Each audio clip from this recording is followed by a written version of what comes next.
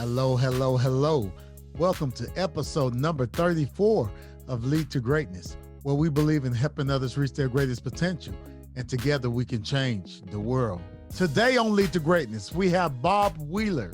Bob's the author of the awesome, amazing book, The Money Nerve. Bob is also a finance expert. On today's interview, Bob discussed how our emotions plays a huge impact in the way we spend money.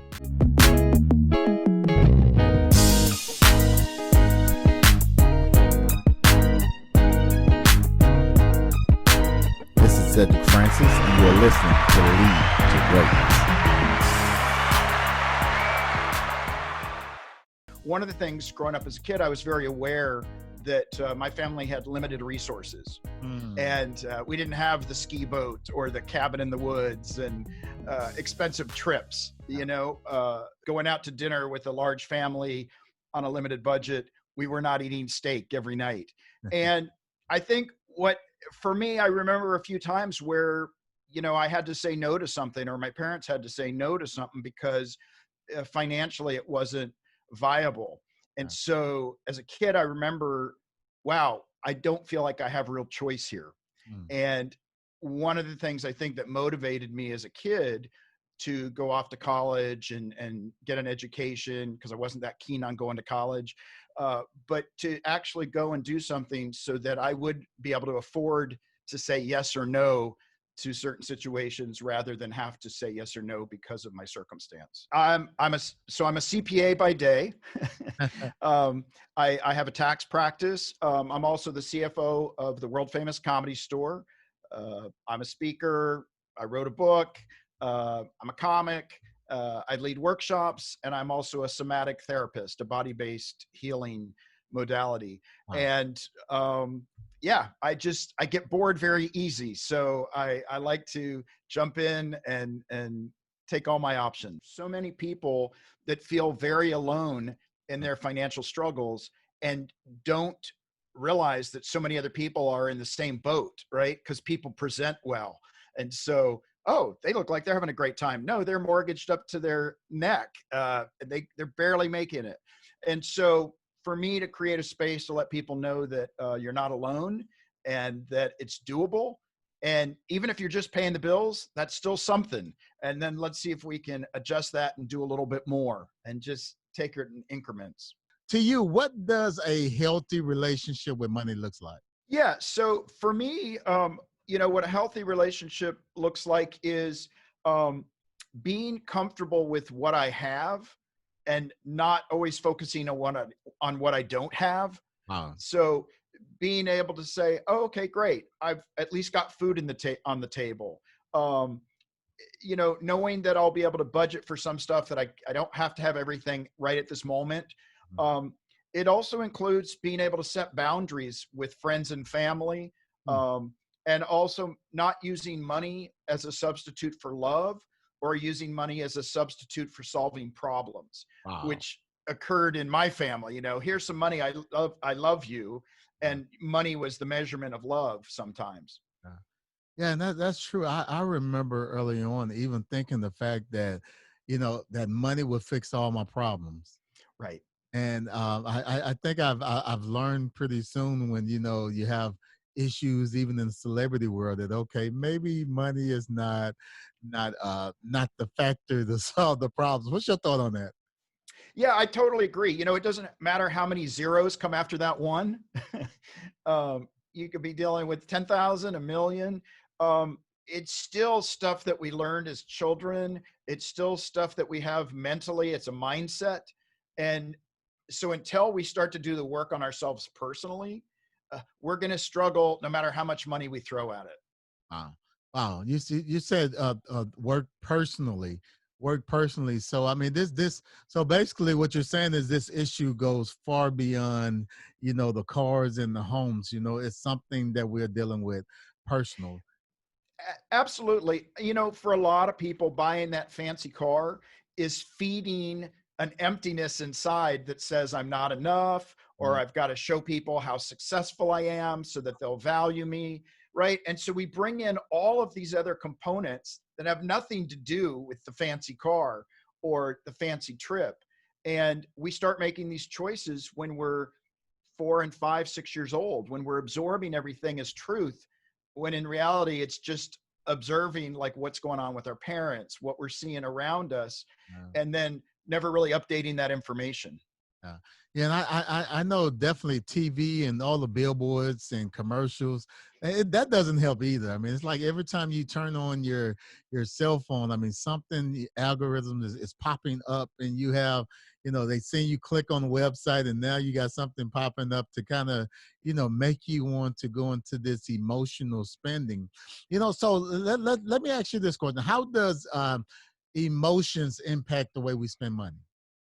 Yeah, so it's so many, there's so many emotions going on, right? I can be living in fear of scarcity. And so I might be buying up every piece of food on the grocery shelves to make sure that I don't run out, right? Wow. I've got a big pantry full of food, because that's my trigger sometimes, is like, I'm going to run out of food, even though I haven't. Um, but I might also feel like I'm not enough. So I might either overspend on myself to like fill the void, or I might deny myself to reinforce that you don't deserve anything. Wow. If I'm timid, I might not go for that job. I might not take a risk. And so we hold ourselves back because what's going on up here is just like, it's going to be dangerous. It's dangerous. Yeah, and that's interesting you said that, because I remember when COVID first hit in Texas. I remember me and my family was one of the ones in the grocery stores buying up all the and You were buying all the toilet paper. that was me. That was me. I confess. That was me. That was me. And it's just so interesting how you said that the emotion it caused us to buy it. And then some of this stuff, I mean, I have to be honest, we have so much sanitizer and all of this stuff just laying around the house. It's like, man, I just spent all this money on sanitizer, and this money could Right. have went to something else. So that's definitely interesting. The emotion. I never even thought of it. The fact of the fear of scarcity that will cause us to be compulsive in buying things. Yeah. And like, I know for me, I grew up without a lot, right? And sometimes the end of the month came and we were eating leftovers of leftovers or leftovers. Uh, And college was a struggle for me too. And so, man, when I'd get a big paycheck, I'd load up on pasta and noodles and this and uh, cans of this and freeze a bunch of meat. I can go for 6 months, uh, because it was just such a fear. And even though that's not the case anymore, it's still in the back of my mind a little bit. And I get comfort from seeing a big full pantry. Wow. And is another thing as far as emotion that I'm thinking as you talk. I remember that was a point in my life because I didn't have much or I didn't grow up with much. That was a point in my life when I was trying to buy everything at once. It's Right. like I wanted this, chasing vehicles and got to have the nice wheels on it, and just all these different things, and it's like, and even clothes and shoes and Hmm. the big fashion brands. I mean, just chasing all this because I didn't have it growing up, and it's like I'm trying Right. to make up for all these years I didn't have it. How would you help somebody like me? Well, well, the first thing I would do is I'd sit down and say, what are you getting? What are you benefiting from, like buying all these things? What is it doing for you? Is it making you feel better? Does it make you feel like you didn't miss out? Right? Because a lot of times we had experiences as a kid that we're trying to go back and fix. And the reality is we just have to grieve it. It's gone. It, Ah, we're not going to get to relive it. yeah. And so looking at what is it actually giving me emotionally, how am I getting fulfilled, and is it really serving me, is it really serving what I say my life purpose is, and am I making choices that are in alignment with what I say my values are. And I think when you stop and look at that, one can start to say, oh, that's not really serving me, that's just keeping me in perpetual financial running of the hamster wheel. Yeah, that's definitely interesting. I heard something, somebody told me this, and it really it really changed my perspective. It shifted me a little bit because I was, like I said, 25 years old. I thought I had all the time in the world, and now I'm 42 years old. And one of the things when I started looking at it, I said, you know what? Okay, at 25 years old, I said, man, you know what I do today is really setting up my 30-year-old self. So it's kind That's of right. like looking at third party, like it's really not about me. It's about 30-year-old Cedric, or it's about 40-year-old Cedric, or 50-year-old Cedric, or retirement age Cedric. If I don't make the right decisions now, Yeah. a 60-year-old Cedric will be in trouble because young Cedric, the one with all the energy, but I mean, 60-year-old Cedric not gonna have all the energy to do that. So it's like, man, I gotta look out for that guy, you know. That's right. And when you were talking about how media and all these pop-ups come up and say, buy this and do this, what they're really trying to emphasize is instant gratification. Mm, Look at it now, do it now, live in the moment, spend the money, pay for it later. And the reality is we all need to learn a little bit more about delayed gratification. yes, I don't have to have the car this week. I yes, can get it next year. yes. And to actually start setting goals and work towards them instead of trying to have everything all at once. Wow. Yeah, David Ramsey said, if you don't tell your money where to go, it'll go anywhere. And I really think that's so true. I mean, That's really. true. So It's what's so your true. thought on, like, just the aspect of budgeting? You think budgeting would help would help us? Yeah, I think budgeting is an amazing thing. I like to call it honest budgeting. Mhm. Um, when I work with budgets, people will say, well, you're telling me I have to restrict, or it sounds not fun. I look at a budget as information that helps me make choices. Mm, And when I work with people on budgets, you have to be honest. I have a family member who loves to overestimate their income, underestimate their expenses, and they always come up short, right? And the thing is, when I work with groups of people and I'll say, hey, listen, if you have an addiction, you got to put it in the budget. yeah, I'm not judging the addiction, yes. but I got to account for it. And a lot of people go, well, if I don't tell my spouse about it, then it doesn't count. Or if I don't take it home and I leave it at the office, it doesn't count, right? And I had an office employee who kept bags of candy in her desk and said, well, it doesn't count if I eat the candy at work, then it doesn't count as I eat candy. Like, well, your body doesn't know that. You're still going to gain weight, right? But we tell ourselves stories. So you have to be honest when you're doing your budgeting. Round down your income, round up your expenses, and then put in a little extra so that you come out ahead. I really love that. Man, I love it. I love it. I love it. Man, Bob, that's a knowledge bomb right there. You get a knowledge bomb. That is so true. I mean, even with the budgets, I mean, sometimes we set budgets. A lot of time we underestimate the budget. We're looking best case scenario, and most of the time we're always coming up short somewhere. Something don't go right. Well, and it's easy to do. I have a financial advisor friend who he came in with a coffee, and I said, "Man, you spend so much on coffee." And he goes, "I spent $3." I'm like, "Let me see the receipt." It was $6, and he's like, "Oh, I thought it was 3." I'm like, "Right, because he's right. You just plug in the credit card. You're not paying attention. Oh, they raised their rates, and we don't really like do it fast. Use a credit card, and you don't feel the impact, but we're spending it."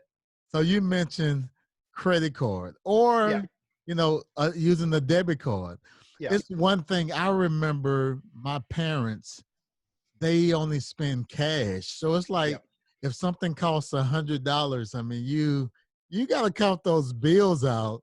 That's right. But when you're using the debit card, you're just swiping. You You're just just swiping, and it doesn't feel any different to swipe $100 or $1 or $20,000. It's just a swipe, right? It's just like, I don't know if you've had this experience. Somebody gives you $100 bill. That $100 bill stays in my wallet forever yes, because I know when it splits into a 20, it's gone.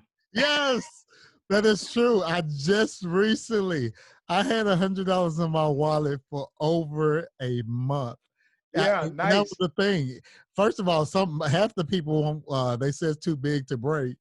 Yeah. So it really, man, that's a tip on saving money because it really worked for me. I mean, and like you said, the whole fact of breaking it up. Once you break that 100, I mean, you got It all. runs out the door. Yes, yes, yes. Wow, that is so true. Most people don't have $1,000 saved up in their bank account. Yeah, And a lot of people are living from paycheck to paycheck. So that's this right. is the thing. I want you to please speak to that listener who is struggling financially and they're listening right now and say, you know what, I'm ready to make the first step out of this. So the first thing to do is like set pause, Mm. right? And just step back. And I think the first thing to do is actually be kind to yourself. Don't start making up judgments, right? I'm in a bad place financially. I want to do it different. Give myself a little bit of love that I'm actually aware that that's the case. Oh, And then actually start looking at what are my goals? What are my financial realities? How much debt do I have? And start to actually look at my financial picture. Again, with kindness, not judgment. And then also know that it's doable. Many people have gotten out of extreme poverty and had great financial success stories, but it's okay to ask for help, right? A lot of us don't want to let anybody know that we're struggling. So it's okay to say, hey, can somebody help me? I'm not quite sure what to do. I'm willing to do the work. And then it's not always fun. It's sometimes painful, but just look at what is my financial reality and where do I need to be? What do I want? And then start taking little incremental baby steps that start to get me there. Don't try and pay all the debt off at once. Pick the easiest credit card. Pay that off first so you can feel good about it. Like pick some easy goals, accomplish them, and build confidence. yes, I love it. I love it. I love it. You mentioned the word baby steps, baby Yeah. steps. What have you learned about taking baby steps and why is it important? Baby steps has been a critical component of my success. Mhm. And, I unconsciously was aware of it the first time I ran a marathon. I went to Greece and I had to run this marathon, and it's 42 kilometers, 26.1 miles, and it's a lot. And Mhm. so what I decided was I'm just going to run 1 kilometer at a time. Mm. So I have to just get next to the next marker instead of I got to run this whole race. And what happened to me when I was in Nepal, and this is where it really came to consciousness, was I flew over with some friends to Nepal. We were going to hike to the base camp of Mount Everest. And the first day was really, really hard. And we still were 14 days away from the top of the mountain. And that first day, all my friends said, "We're done. Wow. This is not fun." And I said to myself, I just spent $5,000. I'm not about to not make this trip. I'm getting my money's worth. Right, right. And so I said to everybody, let's do this. Would everybody be willing to hike for an hour? And then after an hour, let's renegotiate.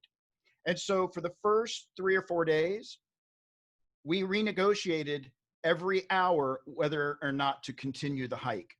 And Wow. then we got to a point where we said, let's hike for 4 hours and then see how we feel.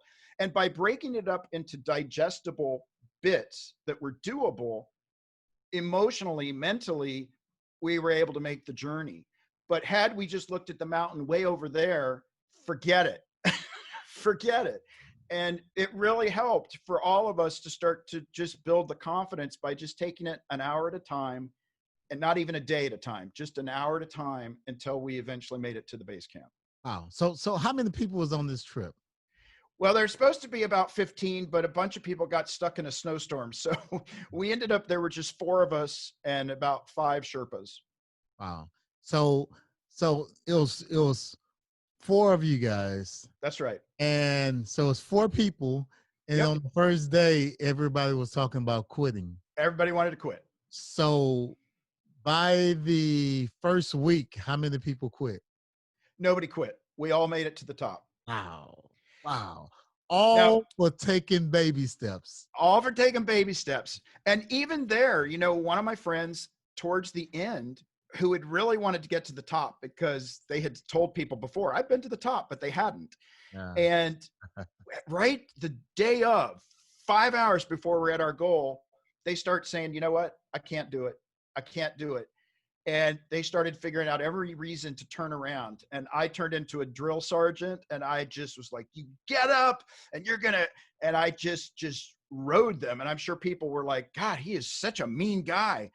And I just, rode them until they got to the top. And when we got back from the trip, they wrote me a couple weeks later and said, thank you for screaming at me and driving me up that mountain, because it was something I really wanted. And I was self-sabotaging, and like, I just started to doubt.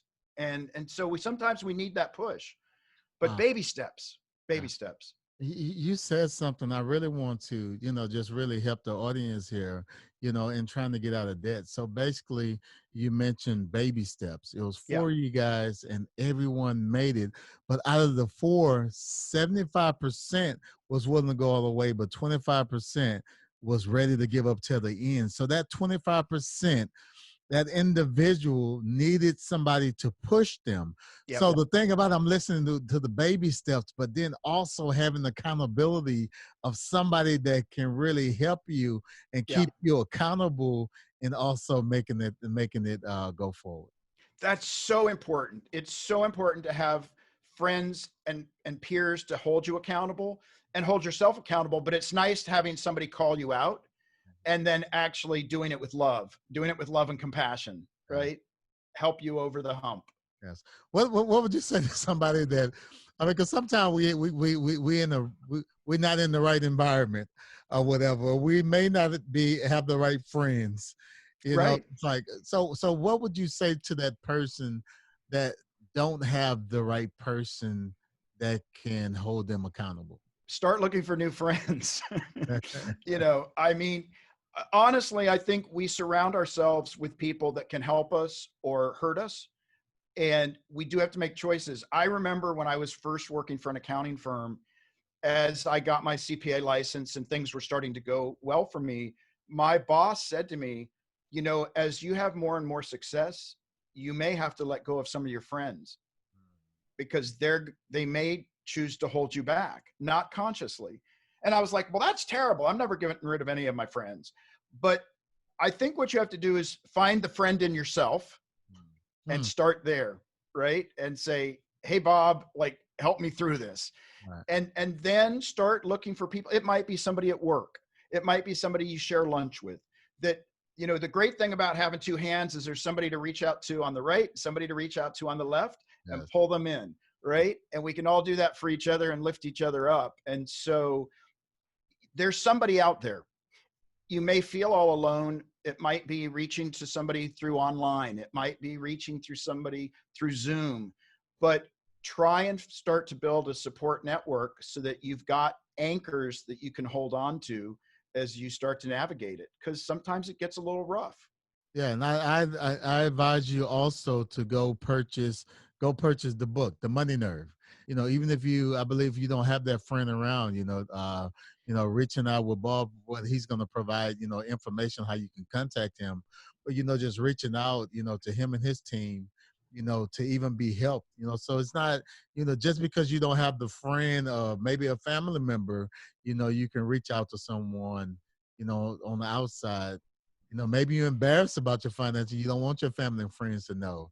Absolutely. Then it's a good time to reach out to, to an expert, like Bob, to help you, help you through the process of getting out of debt to financial freedom. The Money Nerve. First of all, let's talk about that name. Talk about that name. How did that name come about? Well, and for those people that aren't quite sure, it's nerve, not nerd. I'm probably a money nerd as well, but it's Money Nerve. Well, the way that I came about with that name is I was trying to come up with something that like really indicated that money is a visceral reaction, right? It's in our gut, right? If I win the lottery, I'm like, whoa, and I feel it in my body.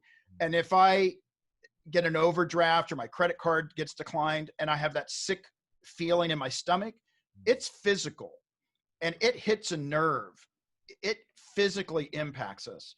And so that's what I was trying to really get to, is that it's more than just a transaction, but that we actually viscerally feel it in our body, good or bad. One of the things in the book, after every chapter, there's exercises to start to look at family history, to start to look at our fears, to start to work on a budget, to actually do some practical stuff. But I think the biggest thing that goes on for people is fear. I'm afraid of the IRS. I'm afraid of success. I'm afraid I'm not capable. I'm afraid I don't deserve it. And so a lot of us are operating from fear, or we're just holding back from fear. Like, I can be afraid of stuff and I can still go forward and do it, scared to death, but I'm still going to move forward. And a lot of people like myself used to just stay frozen.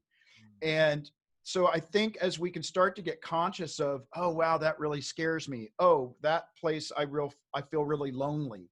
And then getting really aware of, what's my story? What's the story that I've told myself?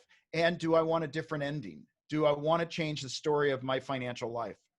And that's what the chapters help you do, is to start to look at that and then figure out, what are my life goals? What do I want my impact to be? What do I want my footprint to be? What do I want my legacy to be? And how am I in integrity with what I say that I want and what I'm actually doing? Wow. So this book is designed to not only teach you and help you get your finance healthy, but also get yourself personally healthy as well. Absolutely. They go hand in hand.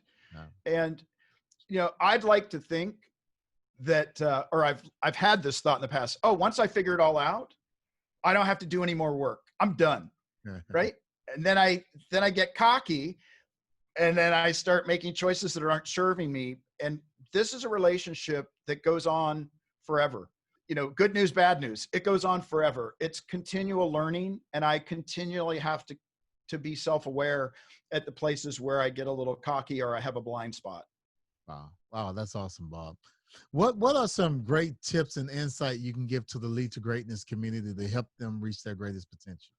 I think the first thing for people to reach their potential is to be really curious about themselves. Wow, isn't that really interesting? I seem to like to stay in debt, or I seem to not be able to get ahead. Isn't that curious? And just really be open to, why is that? I'm really curious about that, instead of, how dare you, and judging. The other thing I think it's important to do is get really conscious of the words that you use. I will hear people say, I need the newest phone. I need to take a trip. Instead of, I want to do these things, I'm longing for, I'm broke. I never get ahead. And so really get conscious of, what am I saying? Am I in a victim mindset? Or am I in a proactive, I can take on the world? People will say, hey, I'm waiting for my ship to come in. Yeah, go build your own ship. Just go build it. Stop waiting. Stop being a victim. Stop, oh. So really be conscious of the words that you're using. Set boundaries with family and friends. Learn to be able to say, no, I can't help you this time because it's going to take me out. I can't afford to help you. Learn to stay when difficult conversations arise. Don't turn it into a conflict. Try and stay.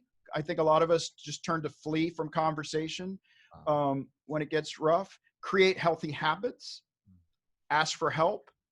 And I think the most important thing is, choose happiness and gratitude, because it is a choice to be happy and grateful versus angry and bitter and longing for things we can't have. So it's available for everybody. Yes. We're willing to do the work. Yes. And I love what you said. The words matter. Words matter. So if others wanted to reach out to you and connect with you and what you're doing, where should they go? They should go to themoneynerve.com. Okay. And my email is bob@themoneynerve. And people can reach out. You can still have questions and ask for support. You don't have to sign up for the online course. You don't have to buy the book, but there's a lot of great resources on the website. There's blogs and articles on saving and how to start a business, all that kind of stuff, tools for having a healthy relationship with money. we love to hear from people. We answer people. We talk to people. We're here to help. Our mission is to really help people get comfortable and healthy in their relationship with money and to not feel so alone. Wow, Bob, this has been an awesome interview. On behalf of the Lead to Greatness community, I want to thank you so much for taking time out of your busy schedule and adding value to us. Well, thank you so much, Cedric. It's been great. I've loved having the conversation, and I hope everybody out there has something to take away and goes out there and has a healthy, abundant, amazing life. Choose happiness and gratitude.